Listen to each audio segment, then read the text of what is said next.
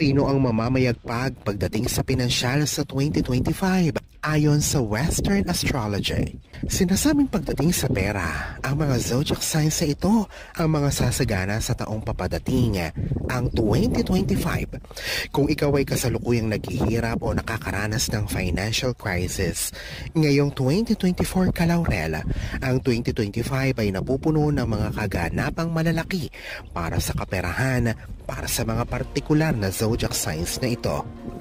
Ito na ang moment at break mo, Kalaurel. Excited ka na bang malaman? Baka ito na ang magandang balita para sa iyo. Kung ngayon ka pa lang sa channel na ito, huwag kalimutang i-like at i-share ang video na ito. Mag-subscribe ka na din. I-click ang bell at all para lagi kang updated sa mga pinakabago nating mga horoscope.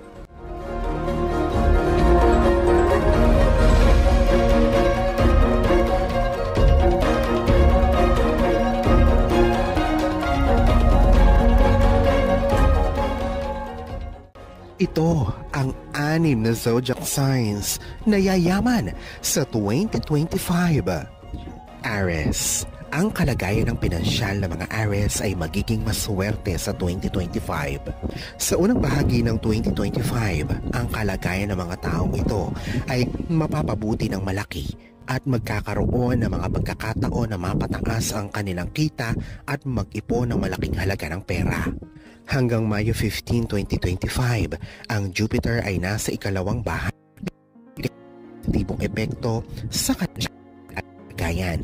Pagkatapos noon, ang Jupiter ay maglalakbay sa ikatlong bahay na magpapabuti sa kabuuang gastusin ng mga zodiac sign na Aries at magbibigay ng mga bagong oportunidad para sa paglago ng kanilang yaman.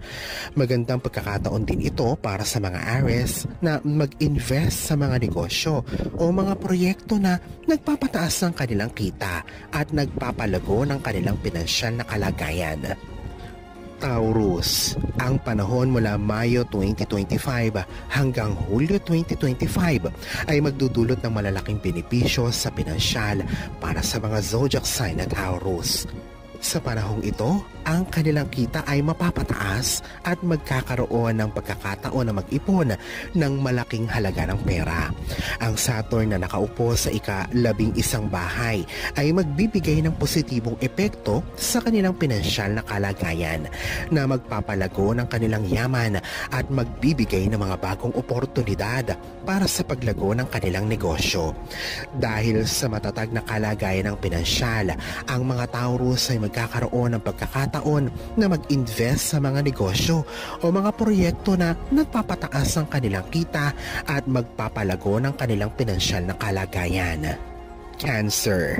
Ang kalagayan ng pinansyal ng mga zodiac sign na Cancer ay magiging maswerte hanggang Abril 2025. Sa panahong ito, sila ay magkakaroon ng sapat na pera at magkakaroon ng pagkakataon na mag-ipon ng malaking halaga ng pera. Dahil sa maswerte nilang kalagayan ng pinansyal, sila ay makakapag-invest sa mga negosyo o mga proyekto na nagpapataas ng kanilang kita at nagpapalago ng kanilang yaman. Sila ay magkakaroon din ng mga pagkakataon na magbayad ng mga utang at magpapabuti ng kanilang kredito.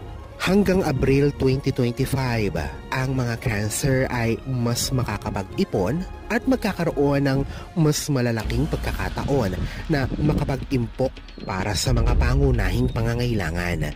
Magandang pagkakataon din ito para sa mga Cancer na magplano ng kanilang kinabukasan at mag-ayos ng kanilang pinansyal na kalagayan. Libra.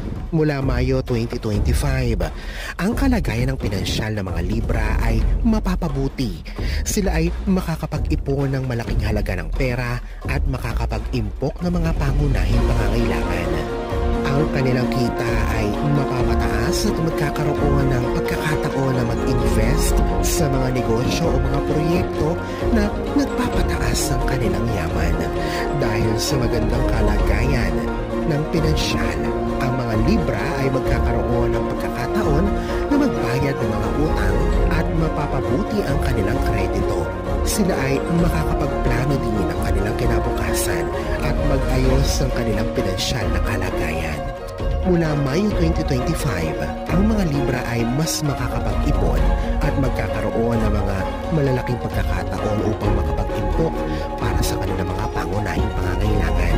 Magandang pagkakataon din ito para sa mga Libra na mag-explore ng mga bagong oportunidad sa negosyo at magpalago ng kanilang yaman. Scorpio, hanggang Abril 2025, ang mga Scorpio ay hindi magiging kulang sa anumang uri ng pondo. Sila ay makakapag-ipon ng malalaking halaga ng pera at magkakaroon ng sapat na pondo para sa mga pangunahing pangangailangan.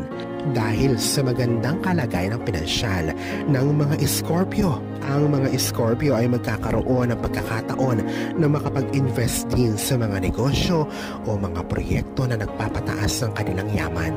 Sila ay makakapagplano din ng kanilang kinabukasan at mas mapaayos pa ang kanilang pinansyal na kalagayan.